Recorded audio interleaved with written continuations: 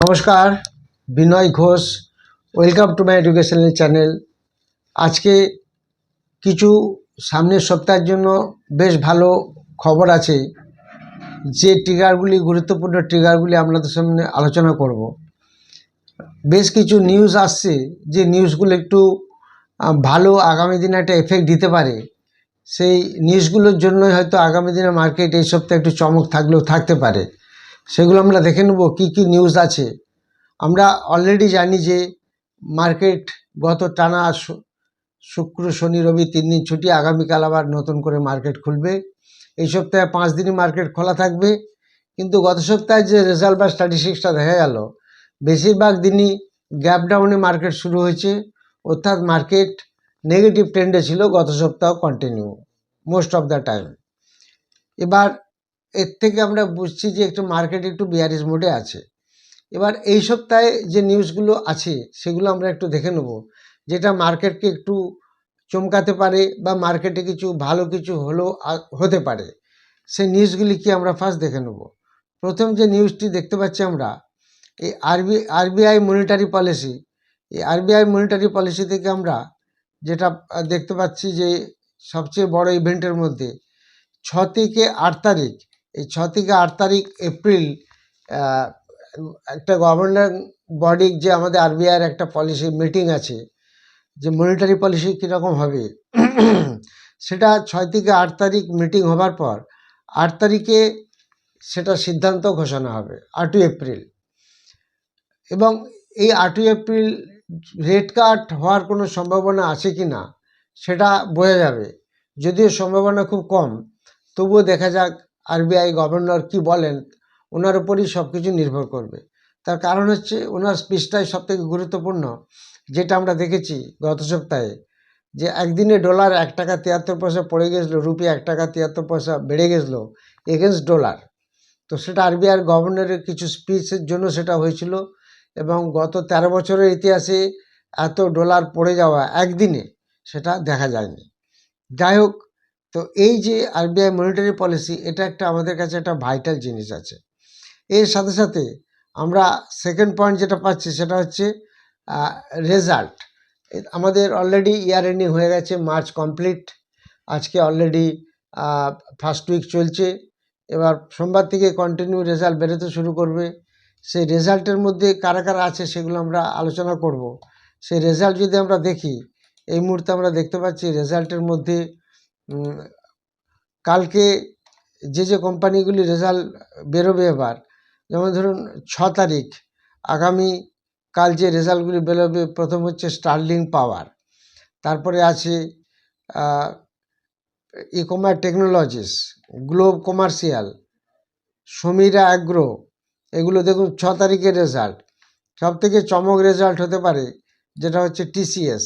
এই টিসিএস যে রেজাল্ট বেরোবে সেটা হচ্ছে 9 তারিখে। 9 তারিখে টিসিএসের রেজাল্ট বেরোনোর সঙ্গে সঙ্গে একটা ভালো এফেক্ট দেখা যাবে, যেহেতু নিফটি শেয়ার। ওই দিনই আছে আনন্দ রাঠি, জিএম ব্রেওয়ারিজ, আইসিআইসিআই, এএমসি আছে 13 এপ্রিল। অর্থাৎ এই 9 তারিখ এই 3টি কোম্পানির রেজাল্ট আছে। 3টি বড় বড় কোম্পানি, জিএম ব্রেওয়ারিজ, আনন্দ রাঠি এবং টিসিএস। টিসিএস নিফটি 50 শেয়ার আছে, সেটা আমরা দেখতে পাচ্ছি। এই রেজাল্টগুলি খেয়াল রাখবো। এরপরে পরপর দেওয়া আছে এখানে, আপনারা 13 এপ্রিল দেখতে পাচ্ছেন ICICI, AMC, ICICI Prudential life 14 তারিখ, ইমকো এলিকন 14 তারিখ। এগুলি পরপর আমরা দেখতে পাচ্ছি। এবার যেটা দেখছিলাম সেটা হচ্ছে যে রেজাল্ট সিজনগুলি কীরকম হয় সেটার উপর বেশ কিছুটা নির্ভর করবে। ইউএসএ ইনফ্লেশন ডাটাটা আমরা শুক্রবার দেখতে পাবো, এটা একটা বেশ ভাইটাল নিউজ। এই শুক্রবারে ইউএস ইনফ্লেশন ডাটা কীরকম আসে সেটার উপর মার্কেটে একটু প্রভাব পড়বে। মিডল ইস্ট ওয়ার যেটা সিচুয়েশন চলছে সেখানে কিন্তু আমাদের টেনশন বাড়ছে, বিশেষ করে স্টক মার্কেটে যারা রিলেটেড। নিউক্লিয়ার সাইটের কাছাকাছি আক্রমণ হচ্ছে। বড় যদি যুদ্ধ হয়, যুদ্ধ যদি না থামে, তাহলে কিন্তু মার্কেট আরও একটু পড়তে পারে, সেটা আমাদের খেয়াল রাখতে হবে। US data, job economy, jobless claims, non farm payroll, একটু ভালো পজিটিভ নিউজ এসেছে। ডলার রুপির ব্যাপারটা তো বললাম, ডলার রুপি অনেকটা রুপি স্ট্রং হয়েছে ডলারের তুলনায়, যেটা প্রচুর পড়ে গেছিলো সেই জিনিসটা। ক্রুড অয়েল বেড়েছে, এটা শেয়ার মার্কেটের জন্য খারাপ নিউজ। ক্রুড অয়েলের বাড়াটা মোটেই ভালো নয়। এফআই তো কন্টিনিউ বিক্রি করছে, এগুলো আপনারা জানেন। ক্রিপ্টো মার্কেটে দেখা যাচ্ছে বিটকয়েনের একটা রেঞ্জ 60,000 থেকে 70,000 এই রেঞ্জে চলছে ডলার। ইথেরিয়াম 2,000 থেকে 2,500 রেঞ্জে চলছে, একটা সাইড এস চলছে। তো ক্রিপ্টো মার্কেট এর সঙ্গে রিলেটেড।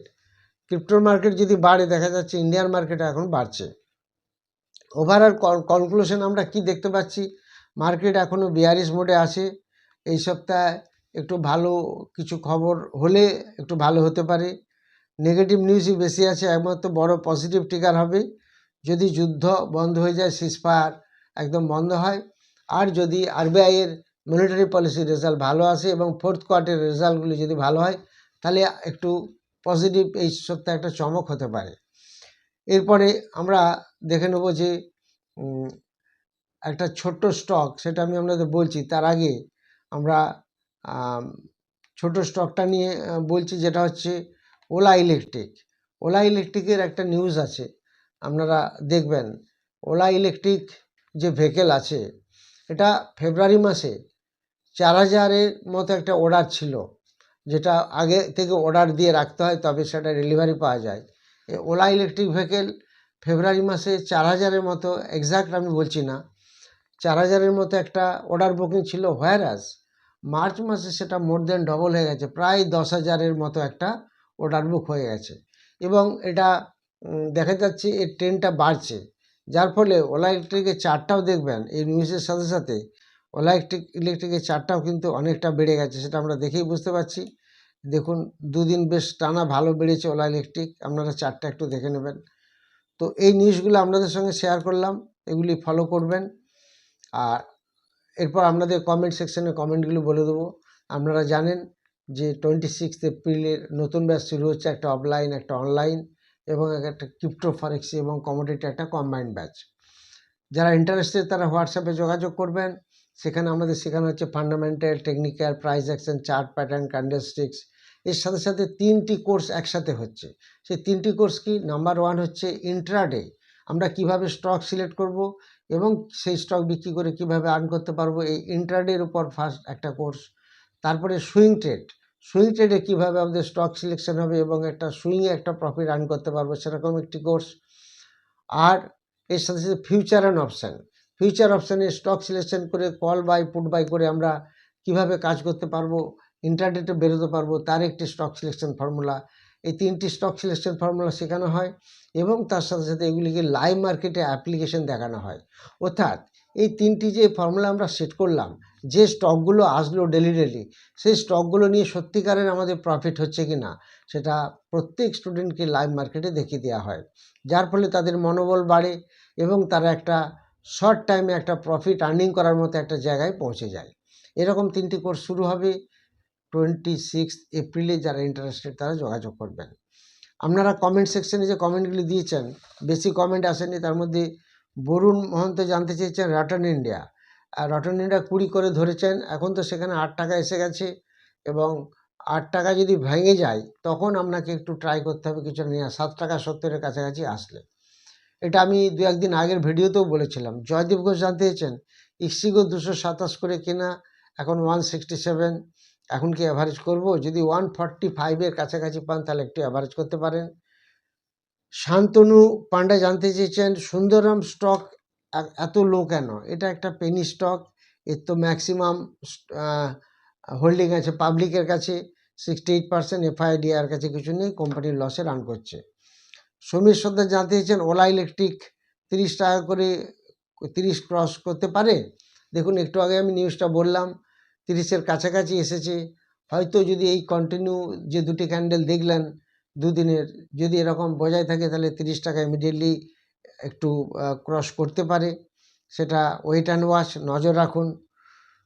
অভিমান বিশ্বাস জানতে চেয়েছেন এসবিআই কি এখন কেনা যেতে পারে বা বাড়ার সম্ভাবনা আছে বা অনেকটা পড়ার সম্ভাবনা আছে? আমি এসবিআই সম্বন্ধে 2-1 দিন আগেই ভিডিওতে বলেছি, ওটা একটু দেখে নেবেন। দেবাশিস নাথ এবং সৌম্যজিৎ পুরকার জানতে চেয়েছেন সাউথ ইন্ডিয়ান ব্যাংক কি এখন বাই করা উচিত হবে? যদি 34-এর কাছাকাছি পান তাহলে একটু নজর রাখুন। কমরা জানতে চেয়েছেন এফআই এত কেন সেল করছে, এটা তো গভর্নমেন্টই বলতে পারবে। গভর্নমেন্ট যদি ট্যাক্স কাট করে, এবং ট্যাক্স কাট করার জায়গায় গভর্নমেন্ট ট্যাক্স বাড়াচ্ছে, স্ট্যাম্প ডিউটি বাড়ানোর কথা আছে বা বেড়ে গেছে, হয়তো এটাও হতে পারে। তো হোয়ারাস যেখানে যেটা শর্ট টার্মে প্রফিট ছিল 12 লং টার্মে 12.5%, সেটা করে দিল 15%, এবং যেটা শর্ট টার্ম ক্যাপিটাল গেনে সেটা 20% করে দিল। তো এতে তো তাদেরকেও ট্যাক্স দিতে হয়। ন্যাচারালি ট্যাক্স যদি গভর্নমেন্ট থেকে ছুট না দেওয়া হয়, তাহলে হয়তো এফআই এইভাবে বিক্রি করতে থাকবে। এটা পুরোপুরি গভর্নমেন্টের ব্যাপার। এসকে আসাদুল জানতেছেন টাটা প্যাসেঞ্জার ভেহিকেল 408 করে কিনে এখন কি কেনা উচিত? 408 এখন তো 300 লেভেলে চলছে, আরও একটু পড়তে দিন, 288 এই লেভেলে যদি আসে তাহলে দেখবেন। মুস্তাকিন সাকিব শেখ জানতে চেয়েছেন রেলের শেয়ারগুলির ব্যাপারে যদি কিছু বলি। রেলের শেয়ার এখন চুপচাপ আছে, বরঞ্চ একটু পড়ছে, যেহেতু মার্কেট এখন বেয়ারিশ ট্রেন্ডে আছে। রেলের স্টক এই মুহূর্তে কোনো পারফর্ম করতে পারছে না, বা দীর্ঘদিন ধরেই পারফর্ম করতে পারছে না, বরঞ্চ একটু নেগেটিভ টেন্ডেন্সিতে চলছে। ওমপ্রকাশ চৌধুরী জানতে চেয়েছেন ইমনিমেক এই শেয়ারটি কি লং টার্মের জন্য ভাবা যেতে পারে? এটা 732 চলছে। এটা প্রফিট কমেছে, এফআইআর কাছে 0.36% শেয়ার আছে, ডিআইআর কাছে 6.5 আছে। প্রফিট কমেছে, একটু লং টার্মের জন্য ভাবতে পারেন, বাট যেহেতু মার্কেট স্টেডিলি চলছে না, একটু স্টেবিল হতে দিন, তখন আরও ভাববেন।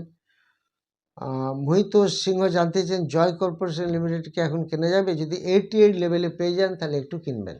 যারা ভিডিওটি নতুন দেখছেন তারা অবশ্যই সাবস্ক্রাইব, লাইক ও শেয়ার করবেন। যারা কমেন্ট সেকশনে কমেন্ট দিচ্ছেন তারা কমেন্ট দেবেন, সেগুলি বলে দেবো। আর যারা 26 এপ্রিলে ব্যাচে ক্লাস করতে চান তারা অবশ্যই হোয়াটসঅ্যাপে যোগাযোগ করবেন। Thank you very much for watching my video.